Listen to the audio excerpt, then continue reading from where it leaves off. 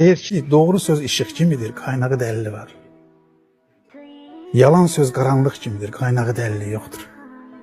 Doğru söz inşa eder, yalan söz dağıdar. Bir insanın əxlaqını pozmaq istəyirsə, yalan danışın yeter. Bax nə söylüyor? Sözün iki yönü var, həm dirildir, həm də öldürür. Doğru tərəfindən yanaşsan sənə dirildəcək, yanlış şey səni öldürəcək. Baxın nə söylüyor? Doğru sözün bədəli var, canını verməsin, Allah verməz. Doğru söz söyləmək deyir, ərdəmdir, hər kişinin işi deyil yəni. Həqiqəti söyləmək, baxın nə söylüyor? Söz, belə tərif gördünüz mü, görmədiniz mi Eldar bəy? Söz məsuliyyətdir. Doğru söz cənnətə, yalan söz cəhənnəmə aparar deyir. Baxın, söz namusdur.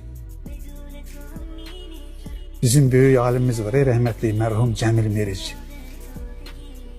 Qamus namusdur deyir.